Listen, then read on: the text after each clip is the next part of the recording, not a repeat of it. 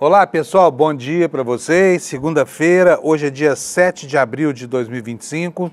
Nós tivemos um fim de semana de tempo agradável, né? Tempo na meteorologia, mas o tempo esteve quente em quase todos os lugares por causa de manifestações contra o fascismo.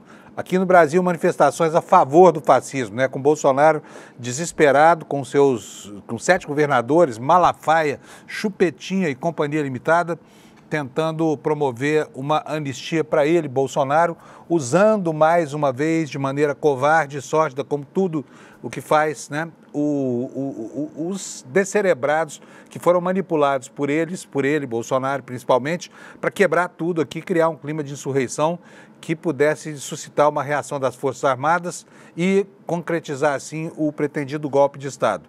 Foram 50 mil pessoas na Paulista, foi uma manifestação grande, mas nada que foi coisa de outro mundo. Não tinha 1 milhão, não tinha 700 mil, não tinha nada, tinha 50 mil pessoas lá. E somando com o Rio agora, 50 mil aqui, 18 mil lá, são 68 mil. Vamos chutar para cima, vai. 70 mil pessoas dispostas a defender essa bandeira indigesta da anistia para o Bolsonaro, né? Usando para isso todo tipo de fetiche, né?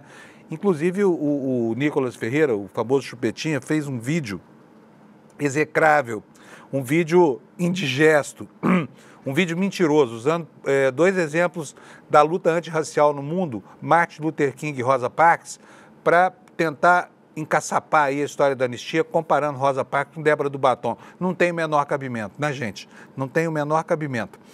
Olha, na economia também nós temos um clima quente, quentíssimo aí, o mundo inteiro, as bolsas já abriram na Ásia, nós já tivemos o acionamento de dois circuit breakers, né? Vou dizer para vocês onde é que foi aqui, já a gente vai tratar disso tudo no programa de hoje, mas enfim, previsões catastróficas para as consequências do tarifaço do Trump, que continua apavorando não só os investidores, mas gente do mundo inteiro, porque já começam a acontecer as primeiras demissões, né? De empresas que acham que vão perder muito e já estão se preparando para enfrentar um período de muita dificuldade. Nós também tivemos em várias cidades da Europa manifestações contra a volta do fascismo. Paris teve, Londres teve na Sérvia, teve num monte de lugares lá, e são manifestações massivas muito expressivas. E olhando também para o que aconteceu dentro dos Estados Unidos, dá para afirmar com certeza que o mundo hoje, 2025, não é o mesmo de 1933 e que a sociedade repudia de maneira terminativa a ascensão do nazismo, né? Que é o que está acontecendo hoje, a volta do nazismo, disfarçado agora como um fascismo com outros nuances, um fascismo que não é antissemita, por exemplo, mas a sociedade não está disposta a fazer o que fez a sociedade alemã na década de 30, né? Aceitando aí a maluquice de um sujeito que, na verdade, era um genocida em escala industrial e que colocou o mundo em polvorosa. É o que parece que está começando, mas não será sem reação, pelo que se viu nesse final de semana, né? Quero dar bom dia para o meu companheiro Alex Amorim. Bom dia, Alex. Bom dia, Panuso. Bom dia, chat. Boa semana para nós. Boa semana, ele está falando, gente, porque hoje ele está feliz. Ele veio trabalhar com a camisa do Palmeiras, viu? Palmeiras fez as pazes com a vitória, né, Alex? Sim, mas jogou muito mal. Foi 2 pênaltis. O segundo foi meio que tá gerando a controvérsia. Sendo clubista, eu achei que foi. Sendo racional, eu achei que não. E a gente ganhou de 2-1 do Sport lá na Ilha do Retiro, no Pernambuco. Muito bom. E no Brasileirão, o que nós tivemos? Então, a rodada começou sábado, com o Ceará 2, Grêmio 0. Corinthians ganhou de 3-0 do Vasco e o Botafogo ganhou de 2-0. Ontem, domingo, tivemos o Clássico Mineiro e São Paulo, entre Atlético Mineiro e São Paulo, 0-0. Fluminense 2, Red Bull Bragantino 1. Sport Palmeiras 1-2. Vitória e Flamengo 2-1 para o Flamengo. Internacional ganhou de 3-0 do Cruzeiro, o grande confronto da rodada. O Mirassol 1, Fortaleza 1. E para finalizar a rodada, Santos 2 e Bahia 2. Bom, tá ótimo. Você já está bem informado sobre o esporte. Obrigadão, viu, Alex? Eu que agradeço, bom programa. O Alex continua com a gente aqui a manhã inteira. Afinal de contas, ele pilota aqui o avião, eu sou um mero passageiro aqui, né? Vamos começar pela meteorologia aqui, Alex, mostrar para o pessoal o que vai ser hoje. Olha, aos poucos, né, com a consagração aí, com a chegada do outono, deixa eu subir o mapa um pouquinho mais, a gente vê que essas áreas com alertas amarelos aí para chuva estão diminuindo, né? Nós já temos aqui, olha, da Paraíba até praticamente a metade, primeira metade mais ao norte do Rio Grande do Sul. Hoje não teremos aí chuvas, pelo menos a previsão diz que não teremos chuvas aí abundantes que colocam em risco nada nem ninguém, felizmente, né? Compensação, vocês aqui de São Paulo para cima, né, no Planalto Central, Triângulo Mineiro, Minas Gerais, vão se acostumando porque a gente vai sentir saudade dessas chuvas, né, que estão indo embora, que elas estão acabando, né?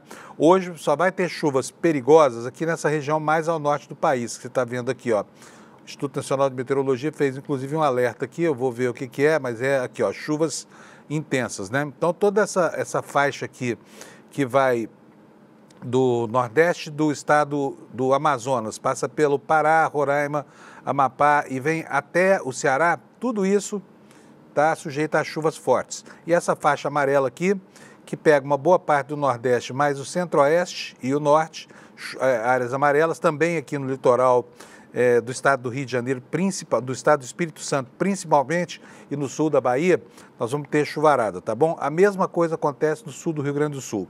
E agora eu vou dar uma olhadinha aqui em como é que vão ficar as temperaturas para você saber que tipo de roupa você tira do armário. Vamos aqui para a previsão do tempo do Instituto Nacional de Meteorologia. Esse outro mapa aqui confirma, esse aqui é o mapa da previsão, né? Não é o mapa dos alertas. Ele confirma que, olha, uma área mais seca aqui nessa região toda, que vai do Nordeste até o Rio Grande do Sul, chuvarada lá no Norte, chuva intermediária aqui nessas faixas de verde mais claro, tá bom? Temperaturas máximas, Porto Alegre com 24 graus, Curitiba 27, Florianópolis com 27, Curitiba com 20 graus, São Paulo com 24, Rio de Janeiro 27, Vitória 27 também, Belo Horizonte também 27, Campo Grande 33, Goiânia 31, Brasília 28 graus, Cuiabá 29 graus. O pessoal está reclamando, mas você só fala de Fortaleza lá no Nordeste, Fábio. Então vamos lá. É porque as condições meteorológicas são muito parecidas, né? Em toda essa faixa litorânea. Então eu normalmente falo de uma das capitais. Vou falar de todas hoje, vai. Salvador 31 com nuvens, Aracaju 32, Maceió 31, Recife 33, João Pessoa com 31 graus, Natal com 31, Fortaleza com 32. Aí eu vou pegar aqui, olha, Teresina, que é, né, normalmente o lugar mais quente do Brasil, não está tão quente assim. Nós temos outras temperaturas, inclusive aqui no Centro-Sul, maiores do que Teresina, né? Há meses isso. Belém com 29, Macapá com 30 graus. Essas aí são as temperaturas máximas hoje no Brasil. Então, missão cumprida para as previsões da meteorologia. Agora vamos falar sobre os estragos que a meteorologia continua provocando, né? Nós tivemos muita chuva no litoral do Rio de Janeiro. Na semana passada, o governo do Rio, inclusive, criou uma sede temporária próxima à Angra dos Reis para atender as iminências geradas por essa chuvarada, que era previsível, que estava prevista, né? Felizmente, não houve a catástrofe que se esperava, né? E no Brasil, de fato, nós temos aqui informação de que a chuva diminuiu, mas que o risco ainda continua alto para as cidades lá do Rio de Janeiro por causa da hidratação do solo, porque a água que caiu deixou o subsolo encharcado, né? E aqui, no destaque, Angra dos Reis e Petrópolis foram as mais atingidas do estado. A gente vê aí as fotos de que houve, né, deslizamento de barreira, houve queda de árvore, essa coisa toda, mas felizmente não houve aquilo que a gente está acostumado a ver, entra ano, sai ano, lá no litoral do Rio de Janeiro.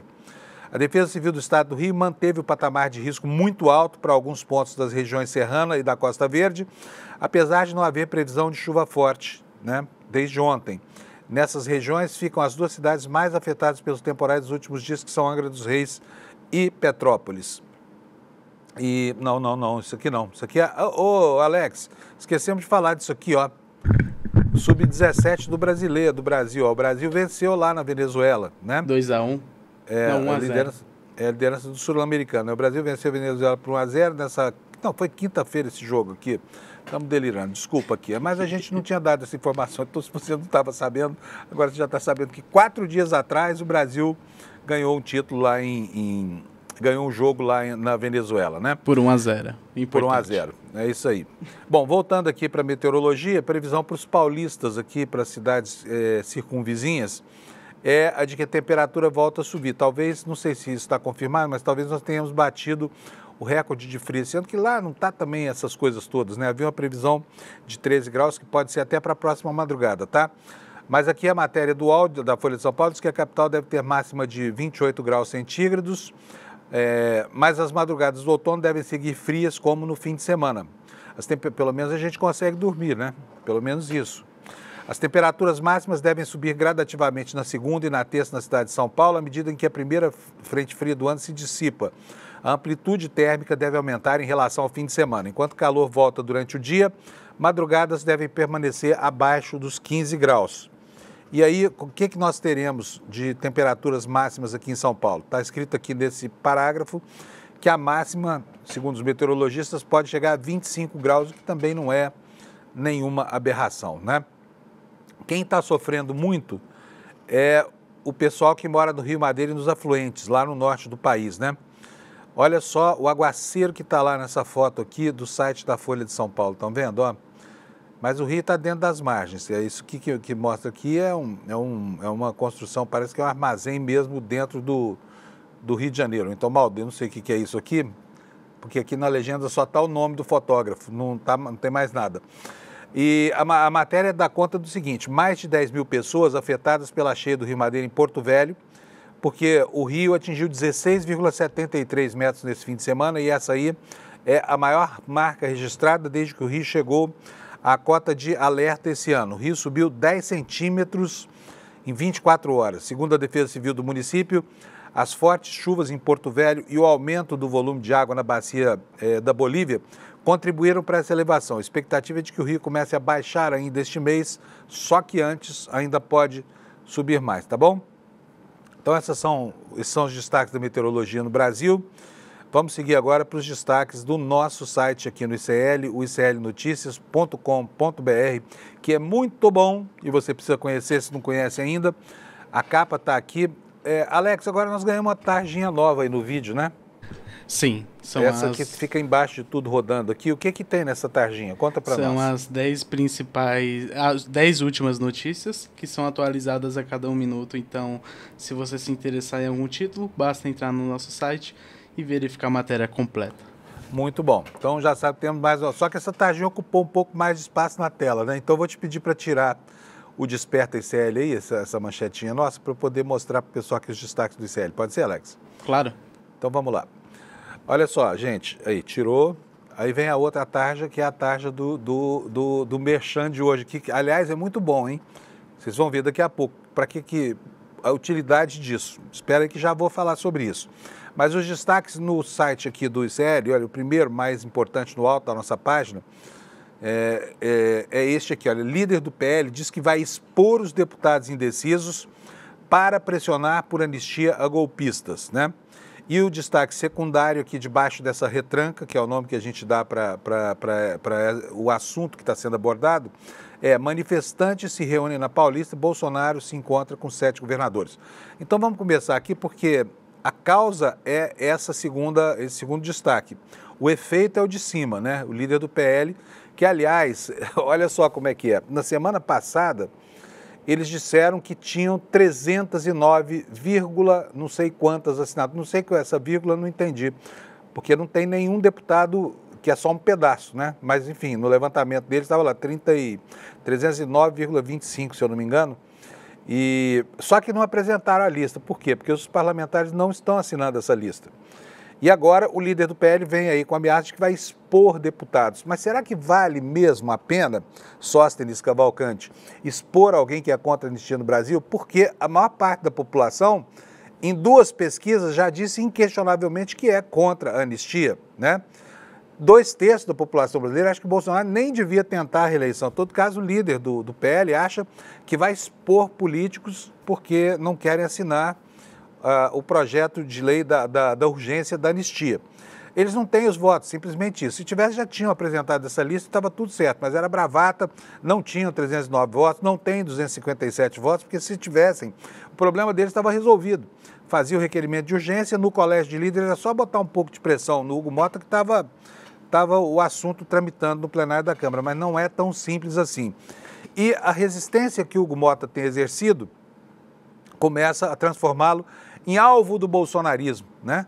A gente viu esse fim de semana aqui o Malafaia, aquele sujeito que até esqueceu que um dia foi religioso, que só faz conspirar e pedir golpe, né? É a voz mais histérica da direita brasileira, desse pastor Malafaia.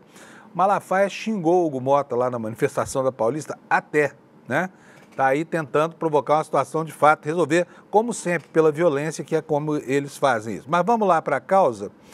Então vamos tratar da reunião da Paulista aqui, olha. Manifestantes se reúnem na Paulista e Bolsonaro chama 7 governadores. Olha, houve um esforço hercúleo aqui, né? 7 governadores, Bolsonaro, Chupetinha e todo mundo, essa caterva toda, Malafaia e Companhia Limitada, para botar 50 mil pessoas na Paulista. Eu mesmo passei por lá ontem, achei sinceramente que ia flopar, porque aí pelas 11 horas, 11h30 da manhã, não tinha ninguém lá ainda, né?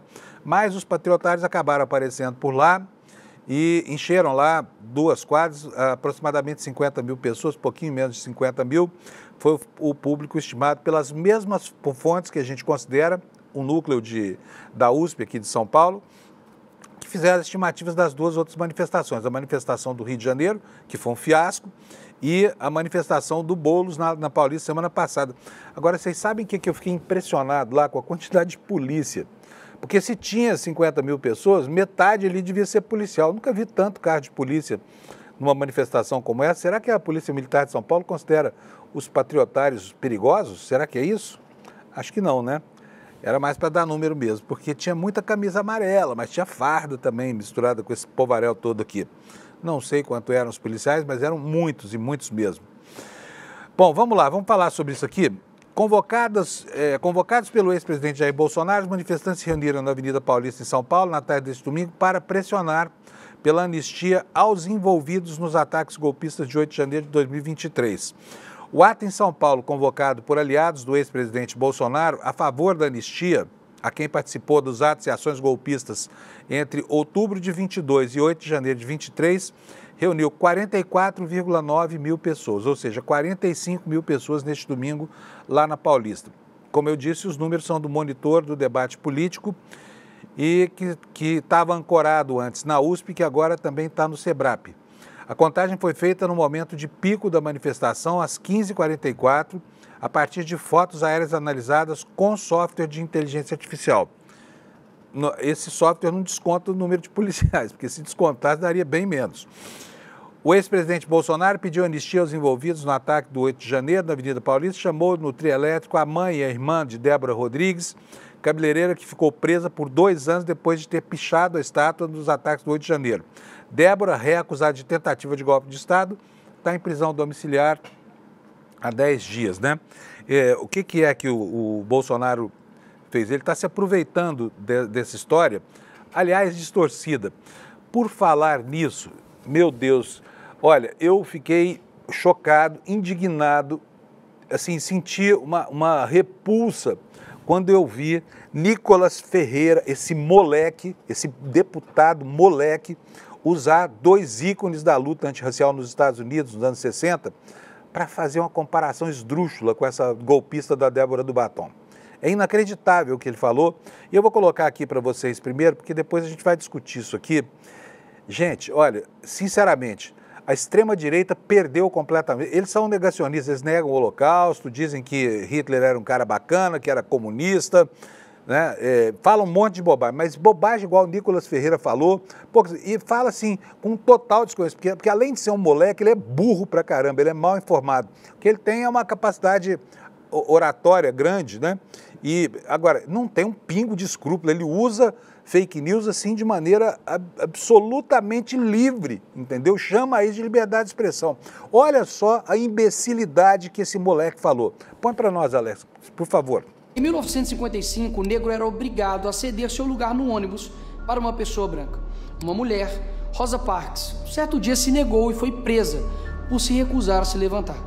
Sua atitude gerou o boicote aos ônibus, liderado por Martin Luther King. Sim, isso foi o início do movimento contra as injustiças que a população negra sofria. A injustiça contra uma mulher virou um marco de uma luta coletiva.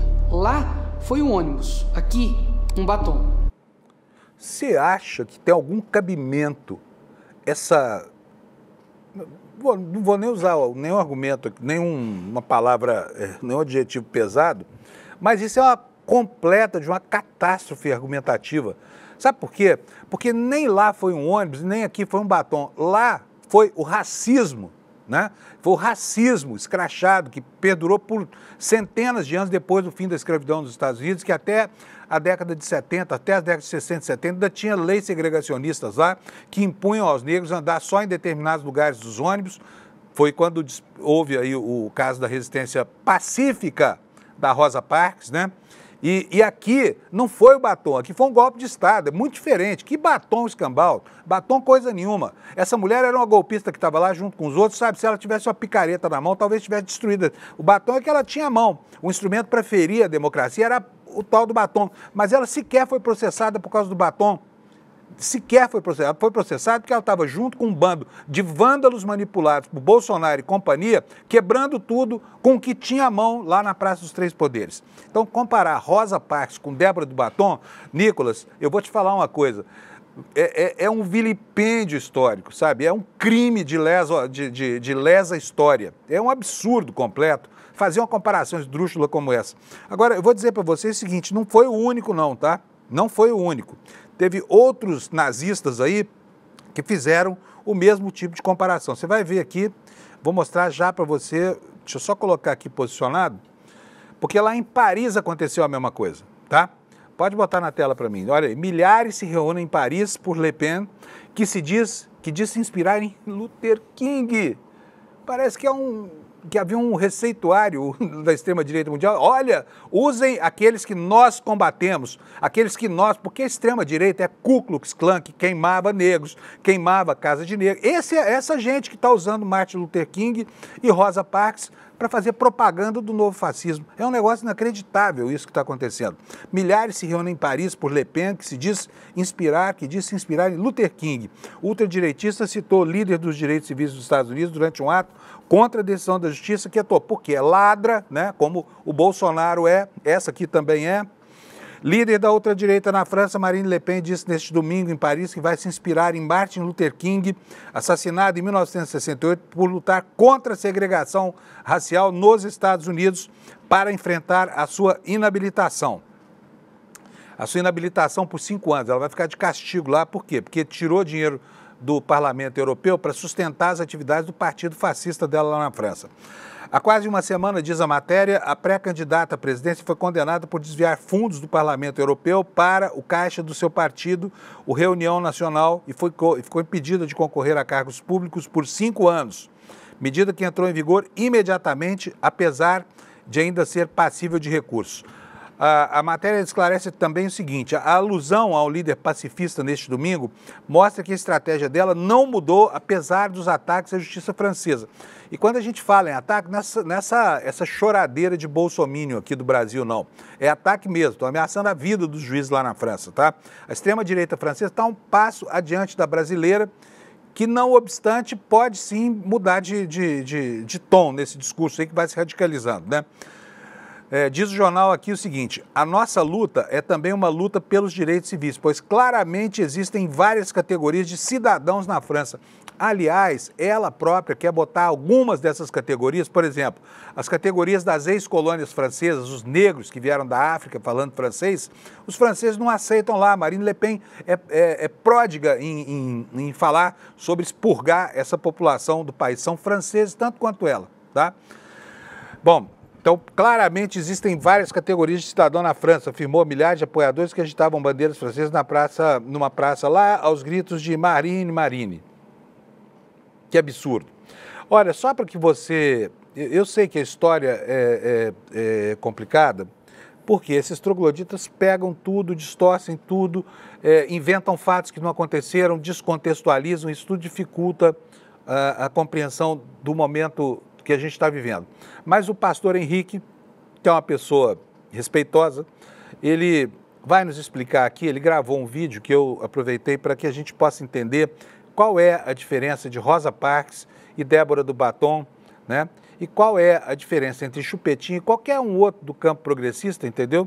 Que talvez pudesse ter algum lugar de fala para usar esses símbolos em referência a lutas realmente libertárias, não lutas pelo estabelecimento do fascismo, não lutas de golpistas do Estado.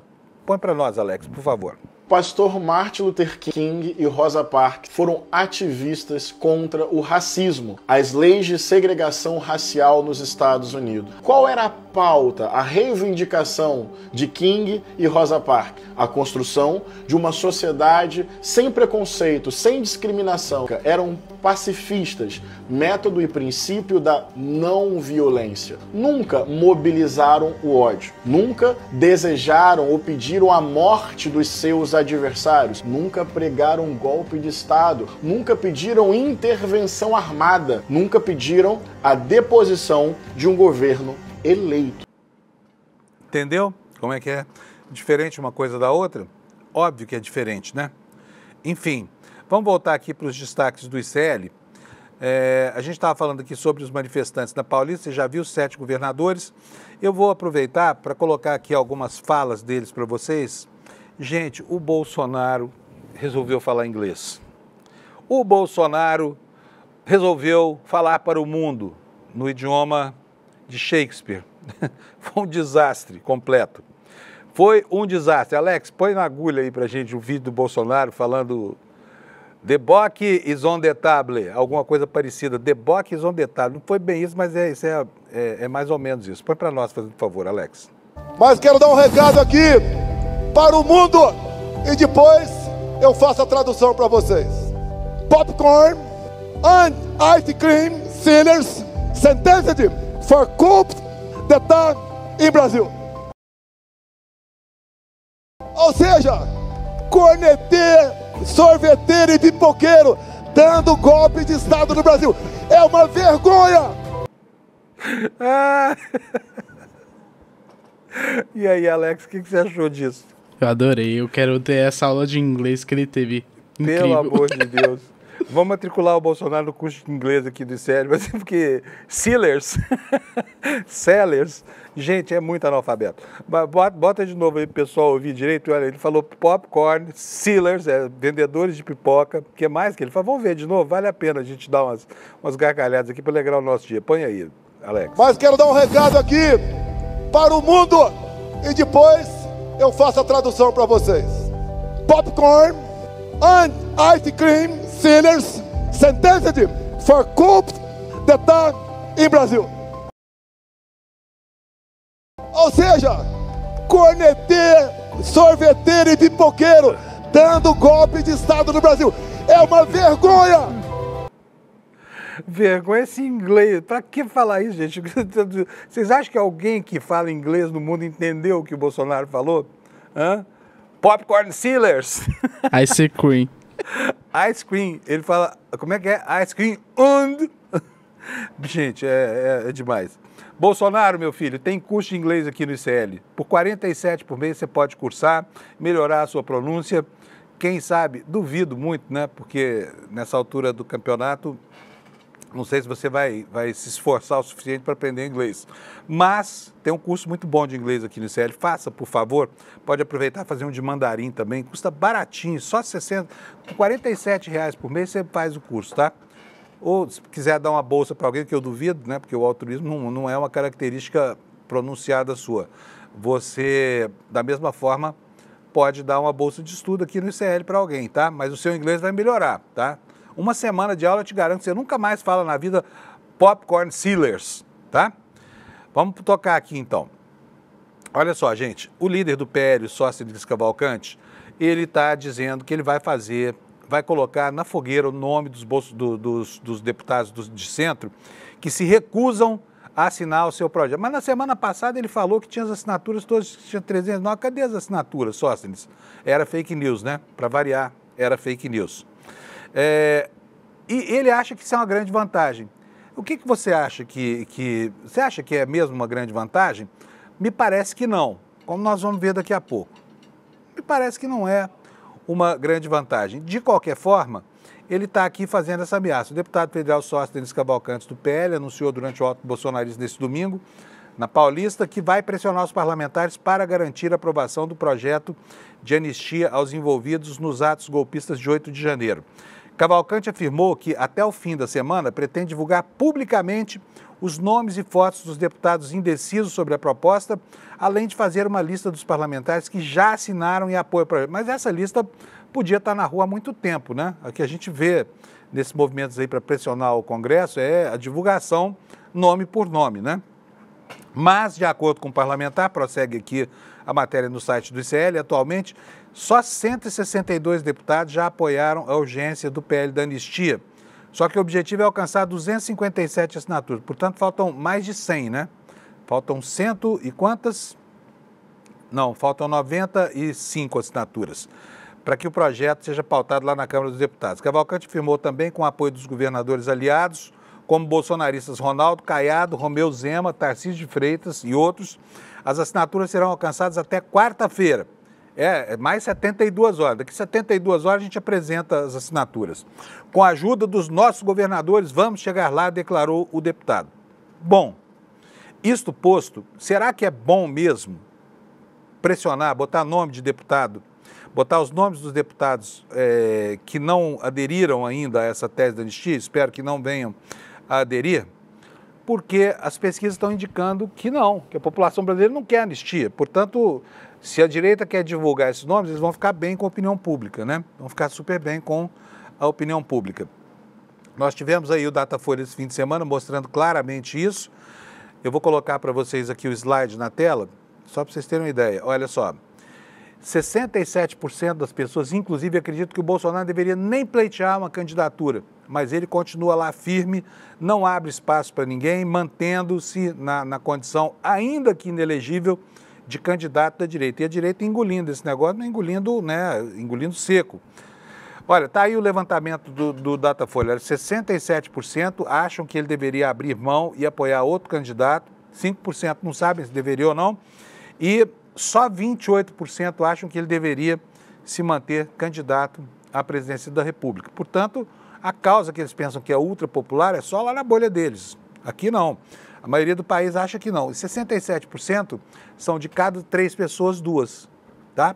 Então, de cada 3 brasileiros entrevistados pelo Datafolha, duas pessoas não querem saber da história de anistia, sabem que isso é jogo jogado, né? E agora nós temos também uma outra pesquisa da Quest. Pode tirar da tela para mim? Eu vou procurar aqui a notícia sobre essa pesquisa da Quest. Daqui a pouquinho eu dou para vocês, tá bom? Eu preciso falar um pouco sobre a queda dos mercados, tá? O mundo amanheceu em polvorosa. As bolsas lá na Ásia já começaram o dia derretendo, né? Começaram o dia... já houve o acionamento de 2 vezes circuit breakers em países diferentes, porque as cotações baixaram demais para não haver um colapso econômico no país por causa dessas cotações. Foi acionado o circuit breaker e as bolsas de onde foi, já eu vou dizer para vocês aqui, foram... Daqui a pouquinho eu confirmo isso aqui para vocês. Vamos ver aqui as manchetes econômicas. Eu vou começar pelo valor econômico, depois a gente vai para os jornais estrangeiros, tá?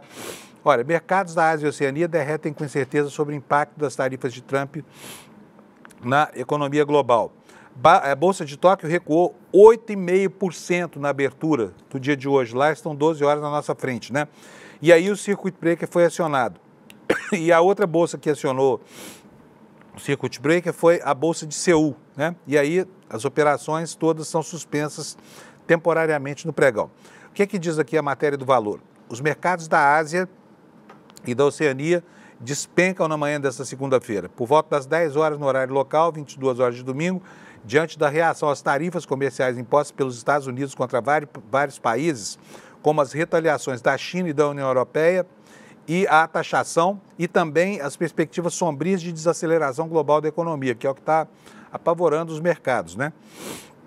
Os mercados asiáticos vivem seu pior momento desde a decretação da pandemia de Covid em 19 de março de 2020. E já tem muita gente falando que pode haver um colapso aí, né? Um colapso econômico global.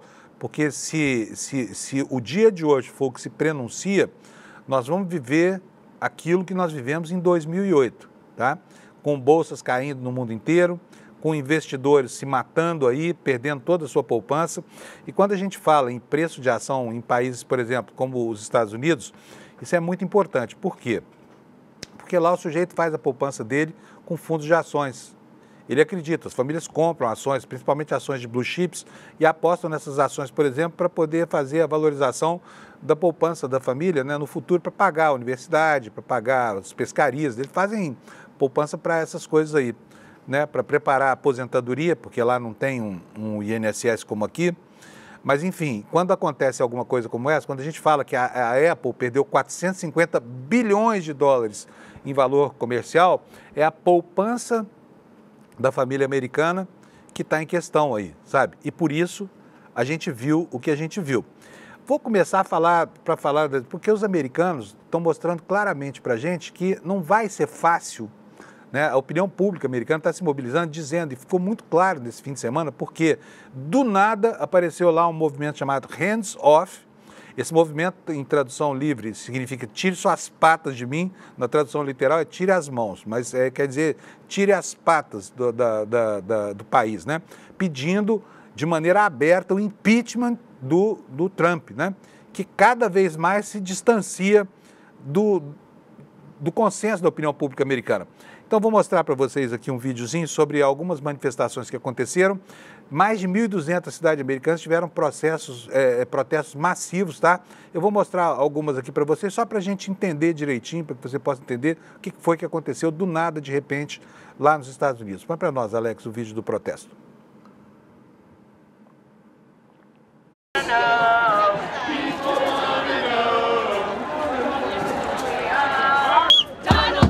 É a Quinta Avenida, né?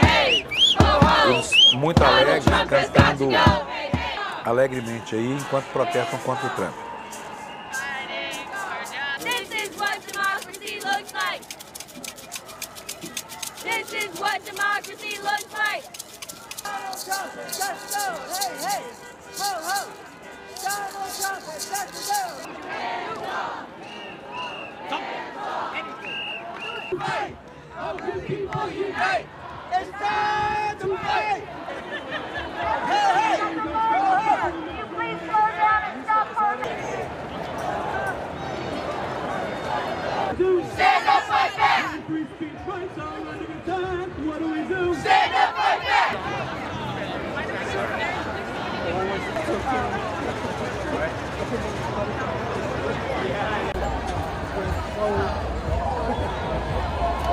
Esse aí é o National Mall lá em Washington, né? De um lado o Capitólio, do outro o Obelisco, tudo totalmente tomado por essa multidão.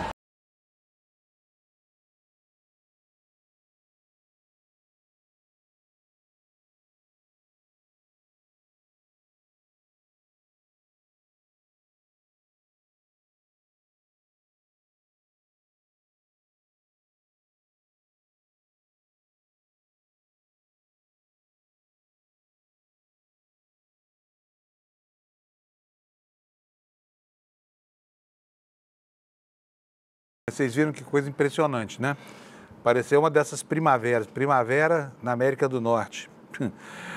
E essa gente toda não está na rua por acaso, tá? Uma boa parte dessa multidão aí está ali porque percebeu, né, a nazificação dos Estados Unidos, a decadência, né, de uma das democracias que foram padrão para o mundo. Muita gente fala, não, sempre foi uma democracia relativa. Sim, mas sempre foi um modelo de democracia que moldou a cultura política no Ocidente, né? E agora ela está aí se destrambelhando pelas mãos de um maluco que resolveu botar fogo no mundo, promovendo uma guerra comercial. E o mundo começa a temer não só as consequências do colapso financeiro que isso está provocando. Eu vou continuar aqui passando para vocês aqui. Então, vocês já viram, né? Lá na Ásia, onde o dia já vai longe, a noite até já começou, lá já são 7h40 da noite do Japão. Então, em Tóquio e em Seul, na Coreia, tivemos circuit breakers, né? E olha só, no pré-marketing, no pré-mercado, no pré-market, a coisa já começou a mostrar, o monstro já começou a mostrar as garras. Anota aí, nós vamos ter uma segunda-feira de caos, tá? De caos. E os serviços de notícias internacionais já começaram a anotar isso. Eu tenho aqui na minha página o site Infomoney, atualizando aqui informações, dizendo que a guerra comercial derrubou o Dow Jones Futuro e os mercados ao redor do mundo já nesta segunda-feira. A sessão desta segunda-feira é de perdas no pré-mercado dos Estados Unidos, assim como nos demais mercados globais, com investidores buscando ativos de segurança diante do agravamento das consequências das tarifas anunciadas pelo presidente dos Estados Unidos. No fim de semana, os investidores se frustraram com a ausência de sinais de que o governo Trump estaria avançando em negociações para reduzir tarifas com outros países, ou, ao menos, considerando adiar o pacote de tarifas recíprocas previsto para entrar em vigor no dia 9 de abril. A tarifa unilateral inicia em 10% e já passou a valer no sábado. As principais autoridades econômicas de Trump descartam quaisquer temores de inflação e recessão, declarando que as tarifas persistiriam independentemente de os mercados fazerem lá o que vierem a fazer, né? Aqui eu tenho na tela o site financeiro investing.com. Também ele anota, ele traz informações atualizadas de tempos em tempos aqui, olha, que essa queda nos mercados futuros, a preocupação com a retaliação da União Europeia, que deve ser anunciada hoje, né? E os problemas com a empresa Apple. A Apple está desabando. Por quê? Porque a Apple, ela desenvolve os produtos nos Estados Unidos e fabrica em países lá da Ásia, né? Vamos ver qual é o problema da Apple, que está logo aqui embaixo, olha. A Apple está dizendo, para a Apple é o Armagedon. Armagedon é o fim do mundo, né? A Apple perdeu 450 bilhões em capitalização de mercado desde que Trump anunciou as tarifas recíprocas semana passada, com suas ações fechando na sexta-feira abaixo de $200 por ação. Aqui abre aspas, uma declaração para um analista acreditado lá nos Estados Unidos chamado Daniel Ives. O Armagedon econômico tarifário desencadeado por Trump é um desastre completo para a Apple, dada a sua enorme exposição à produção da China, disse o analista Wedbush, Daniel Alves, em nota neste domingo. Vocês viram que lá na Europa, outras empresas, por exemplo, a Jaguar já anunciou uma suspensão na exportação de carros para os Estados Unidos, né? E é justamente para lá que eles vendem 1 em cada 4 carros exportados pela montadora inglesa. Vou correr aqui, vamos ver agora o New York Times. Olha, capa do Times também é bastante pessimista, né? Não se pode dizer que o Times seja um jornal liberal genuíno, não é mais a voz do Partido Democrata Americano há muito tempo, é um jornal que está adotando posições, assim, não perdeu de toda a respeitabilidade, mas tem caminhado muito rapidamente para o lado insondável das sombras da política, né? Vamos lá, olha, ações globais despencam enquanto Trump diz que tarifas permanecerão. Aqui, olha, nesse gráfico, o que está acontecendo nas bolsas do mundo. Olha, o Japão caiu 20 pontos. Os Estados Unidos foram o segundo país que mais perdeu nas bolsas de valores, né? Com mais de 15 pontos de perda. Depois vieram a Grã-Bretanha, a Alemanha, o Canadá, a China, etc. E a manchete do Times, então, ações globais despencam enquanto Trump diz que as tarifas permanecerão. E o Trump, eu volto a repetir, falou que está achando isso tudo uma maravilha, né? Olha, e a previsão para o mercado americano hoje não é uma previsão tranquila, tá? Tá aí, olha, atualizações ao vivo, ações na Ásia e na Europa despencam enquanto Trump diz que as tarifas permanecerão. Os mercados dos Estados Unidos também estavam prontos para abrir em forte queda. O presidente Trump disse no domingo que não recuaria na guerra comercial, reformando os temores de uma crise econômica global. Ainda no New York Times, cadê a matéria? Está aqui, ó. A matéria sobre o clima que está lá na Wall Street, né, que é a rua do sistema bancário americano. Uma semana após a explosão, os tomadores de decisões de Wall Street se preparam para mais caos, é a palavra que o jornal está usando. Os titãs financeiros que apoiaram Trump agora estão lidando com as consequências das suas tarifas. Passaram o fim de semana avaliando os danos da grande liquidação da semana passada. Houve pouco descanso em Wall Street neste fim de semana, diz a matéria do Times. Houve muita raiva, ansiedade, frustração e medo. Olha só os sentimentos que estão se apoderando dos investidores americanos, hein? Raiva do presidente Trump pela implementação impetuosa e caótica das tarifas que eliminaram trilhões de dólares em valor do mercado de ações em 2 dias. Ansiedade sobre o estado da indústria de private equity, né, de investimentos concretos em empresas e outros fundos colossais com investimentos globais. Frustração entre a elite de Wall Street por sua repentina incapacidade de influenciar o presidente e seus assessores. Ou seja, Faria Lima, lá nos Estados Unidos, descobriu que não adianta falar para os ouvidos moucos de um fascista como Trump. E medo do que pode vir a seguir. Então, estão aqui muito bem marcados no New York Times esses 4 sentimentos que tomam conta do mercado financeiro: raiva, ansiedade, frustração e medo. Você vai ouvir essas palavras sendo repetidas muitas vezes ao longo dos próximos dias aqui, porque fazem parte do discurso da choradeira, né? Esse aqui é o Washington Post. É um jornal que foi a voz clara digamos, da esquerda americana, se bem que lá a esquerda é uma coisa relativa, vocês sabem, né? Está aqui, olha, os mercados na Europa e nos Estados Unidos caem, eu vou traduzir aqui para português para a gente poder ler a matéria. E, de novo, a palavra medo aparece aqui, olha, as tarifas de Trump despertam medo de recessão. Medo é a palavra que toma conta dos maganos lá dos Estados Unidos, né? Os mercados estrangeiros caíram enquanto o presidente Donald Trump defendia suas tarifas, sugerindo que os principais parceiros comerciais tinham poucos motivos para esperar uma trégua, o que vem suscitando uma discussão engraçada lá nos Estados Unidos, né? Porque as pessoas achavam que o Trump não ia ter coragem de fazer o que fez, embora já tenha feito lá em 2016, né? Quer dizer, ele já tinha um background, as pessoas não acreditaram, estão aí agora, né, vendo com surpresa que ele faz aquilo que havia anunciado, né? Aliás, para a gente aqui no Brasil é bom observar isso, porque vocês viram que o Trump passou 4 anos aprendendo a ser mal criado e a burlar os limites da legislação e da Constituição americana, e agora está aplicando isso com toda a ferocidade, né? Tanto na sua loucura quixotesca dessa guerra de tarifas que trava contra o mundo, é um Dom Quixote, com todo respeito pelo personagem de Cervantes, que deve estar lá remoendo na tumba, porque eu estou chamando a batalha do Trump de batalha quixotesca, mas ele é um Quixote às avessas, né? Está aí movendo armas, empunhando armas contra forças que ele não conseguirá dominar. Vamos ver o que diz o jornalão inglês, o The Guardian. Está aí na sua tela. Outra vez a preocupação é com as tarifas do Trump. Olha, o principal índice lá da Bolsa na Inglaterra, que é o FTSE 100, caiu 6% para a mínima de um ano, enquanto o mercado todo permanece nesse ambiente turbulento. E a Goldman Sachs aumenta as chances de recessão dos Estados Unidos, sabe para quanto? 45%. Tá? Não que essas agências mereçam muita credibilidade, porque nas grandes crises mundiais eles costumam errar muito, mas como a crise aqui está muito bem anunciada, dessa vez é só uma questão de tabular os dados e esperar o que vai acontecer por aí. Então, olha só, a Goldman Sachs, nós não estamos falando de nenhuma empresa bolchevique, tá? Não é o Partido Comunista Chinês falando, é a Goldman Sachs. Os Estados Unidos têm 45% de chance de entrar em recessão. Isso só depois de 2 dias, porque o terceiro dia está começando agora, né? Mas 45% é quase certeza absoluta, tá?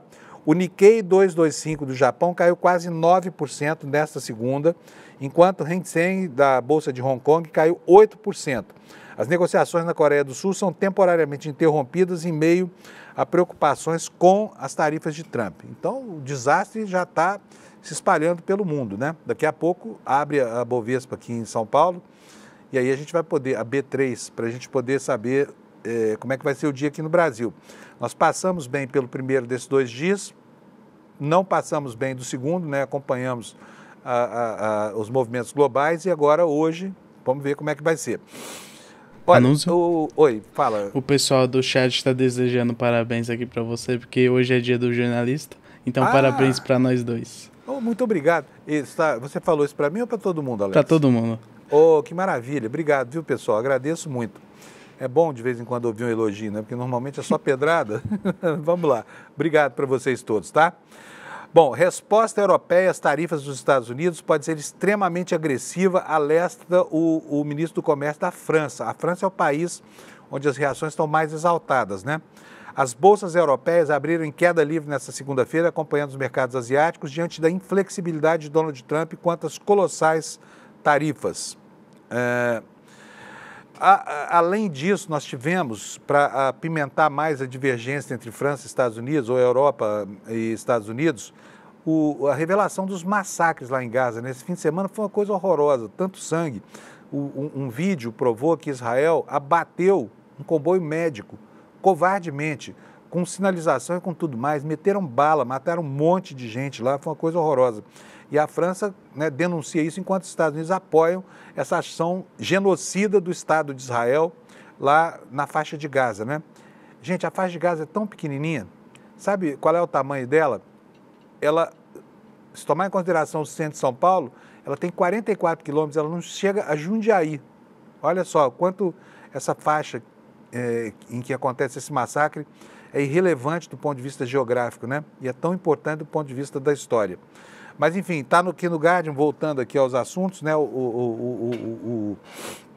A queda dos mercados na Europa e, enfim, e aqui a matéria que eu falei, olha, está na tela para vocês. Pode colocar, Alex, olha, taxas alfandegárias dos Estados Unidos, a resposta da Europa deve ser extremamente agressiva, alerta o ministro do Comércio Exterior francês, é o que diz aqui essa matéria de que é isso aqui, do Le Monde lá na França, né?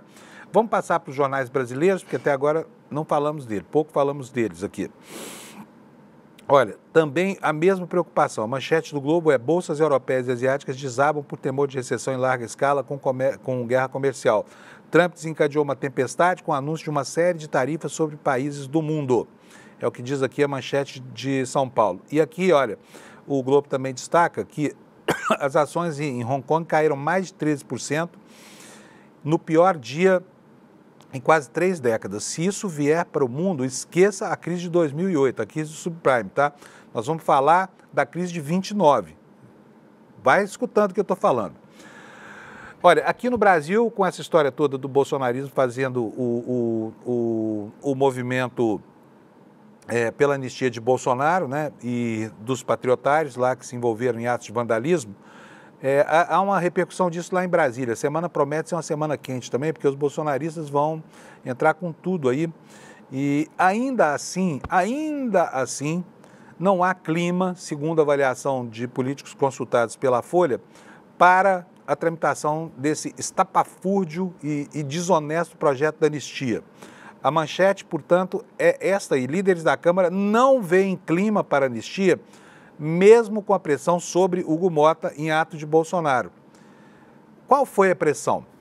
A pressão veio principalmente do papagaio de pirata do Bolsonaro, que é esse pastor Silas Malafaia. Aliás, vamos ver um trechinho da declaração do Silas Malafaia, porque ele, de cima do caminhão, do mesmo em que o Bolsonaro deu essa aula de inglês que a gente viu agora há pouco, né, o Malafaia desancou o porrete no Alexandre de Moraes, além de ter criticado o Hugo Mota. Bota pra gente, Alex, por favor. Esses generais de 4 estrelas do alto comando do Exército, cambada de frouxo, cambada de covardes, cambada de omissos. Vocês não honram a farda que vestem. Alexandre de Moraes, você pode mandar prender 10, 100, 500, 1000, mas você não vai prender todo o povo brasileiro. Não vai prender todo o povo, até porque o povo brasileiro está ordeiro em casa, né, Malafaia? O pessoal não é como você, que fica aí incentivando, ainda hoje, chamando o general, por esses nomes aí que você ouviu, incentivando uma ação contra a Constituição brasileira, né? Passa da conta esse Malafaia. Ainda bem que ninguém leva esse cara a sério, né? A única pessoa que levou o Malafaia realmente a sério, disse sobre ele coisas que deveria ter dito, foi o meu amigo saudoso Ricardo Boechat, tá? Vamos passar aqui para o Estadão. A manchete é a mesma, você vai ver aí, olha, bolsas da Ásia e da Europa voltam a desabar em reação ao tarifaço. Hong Kong tem o maior tombo desde 1997, portanto a preocupação hoje não é com a anistia aqui no Brasil, tá, gente? Podem tirar o cavalinho da chuva. Ainda por falar em anistia, tem mais uma fala aqui, vou colocar de novo ele lá cartaz para esse moleque. O Nicolas Chupetinha ontem também desancou o porrete no Alexandre de Moraes. Está está querendo também, né, ir visitar, passar uma temporada lá no spa. Bota aí, Alex. Ditadores de toga, principalmente como Alexandre de Moraes, se utilizou do dia 8 para nos amedrontar, se lascou. Olha a gente aqui, essa é a resposta para você, seu covarde. E digo mais, fizeram de tudo para poder massacrar a maior liderança política desse país, que é Bolsonaro. Digo novamente, se lascou! Ele fala um português tão pobre, né? Parece, o português de Chupetinha parece o inglês do Bolsonaro. Vocês viram que ele erra o plural, chamou cabeleireira de cabeleleira no vídeo que gravou esse fim de semana. Se lascou, né? Lascou-se. E, enfim, uma série de impropriedades. E esse menino prova que tem muitas mais ideias e pouco material intelectual para trabalhar essas péssimas ideias, felizmente, né? E ainda assim é um fenômeno de massa como a gente vê por aí. Olha, em meio a toda essa turbulência dos mercados, a gente tem aqui um recadinho para você, que é o seguinte: a coisa vai ficar muito complicada, sabe? Como é que você vai escolher se vai fazer investimento de renda fixa, de renda variável? Muito provavelmente, nesse desespero aí, o corretor da sua corretora, você que tem algum dinheiro investido aí em fundos de ações, em fundos de renda variável, olha, preste muita atenção para não tomar um golpe, tá? Não tomar um golpe, porque tem muita gente por aí trabalhando e a gente tem visto aí a situação desse Banco Master, por exemplo, né? E a gente tem visto denúncias sobre outras corretoras aí empurrando alguns derivativos para a sua clientela que são muito complicados de explicar do ponto de vista da lógica do lucro, tá? Então fique atento. Eu vou pedir para o Eduardo Moreira dizer para vocês como é que vocês vão evitar isso no momento de crise, de tanta fluidez, né, no mercado de capitais, para você proteger a sua poupança. Fala, Eduardo. Você sabe qual foi uma das notícias que mais chocou todo mundo que eu conheço dos últimos meses? Aquela que dizia que 95% das previsões dos analistas de mercado em relação à economia foram erradas. Para mim isso não é novidade nenhuma, né? Passei mais de 20 anos no mercado financeiro e eu sei que a maior parte das indicações, das previsões, são feitas para fazer com que as pessoas comprem determinados produtos ou invistam em determinadas coisas que são lucrativas para os bancos. Os bancos estão muito preocupados em acertar, não, mas a gente aqui está preocupado com isso. Nos últimos anos, a gente acertou mais do que todo mundo nas previsões que a gente fez. E para isso, a gente precisa de ciência e de independência. E o que quer dizer essa independência? Quer dizer que a nossa maior preocupação é que você aprenda e não que a gente ganhe dinheiro com o que você vai fazer de investimento. Eu preparei uma aula absolutamente democrática e revolucionária. Em menos de uma hora, eu vou ensinar a você todo o básico do mundo dos investimentos e das finanças. Pode chamar todo mundo de casa para assistir, que todo mundo vai poder aproveitar essa aula. Vai acontecer no dia 15 de abril, uma terça-feira, às 8 horas da noite. Assiste a aula comigo, se divirta com a aula e nunca mais caia nessas armadilhas dos bancos e das corretoras.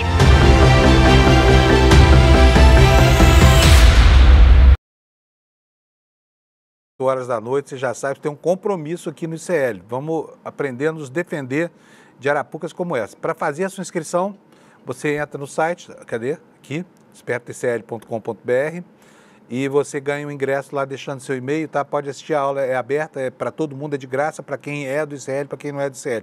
Muito importante para quem está aí na dúvida sobre o que fazer nesse momento dolorido, tá? E por falar em confusões do mercado financeiro, veja aí, talvez o pessoal do BRB, um banco estatal lá de Brasília, não tivesse entrado nessa roubada do Banco Master, se soubesse que essa vigilância, essa atenção de gente como nós aqui do ICL, né, e de alguns outros periódicos brasileiros que tratam o dinheiro alheio com muita seriedade. E aí tem toda essa especulação em torno da armação do ambiente político para que o dono desse Banco Master pudesse empurrar por 2 bilhões de reais para o BRB ações que não valiam R$1 no mercado até bem pouco tempo atrás. E agora estão aí os bancões discutindo se usa o fundo garantidor, se não usa o garantidor, por isso essa manchete do valor. Uma reunião do Banco Central chegou a tratar de mudanças no fundo garantidor mas os bancos saíram com uma lição de casa para o Banco Master. Como a gente viu, a lição de casa foi empurrar essa tranqueira para o BRB, né? Que, sob a bênção, a batuta lá do governador do Distrito Federal, comprou por 2 bilhões algo que não chegou a ser absorvido por um dos bancos aí do mercado por um único real, tá? Assim nós vamos terminando nosso programa de hoje. Você vai ficar agora com o N1 que vem aí, vai tratar certamente desse clima mundial aí de frustração, de medo, de pavor, de pânico com as medidas do Trump. E eu quero agradecer a você pelos parabéns que vocês estão mandando aqui na nossa área de chat para nós, pelo Dia do Jornalista. Quero dizer, tem vários dias do jornalista todo ano. Podem parabenizar a gente também, tá? Sempre que vocês quiserem. Um abraço para vocês, bom dia, boa semana.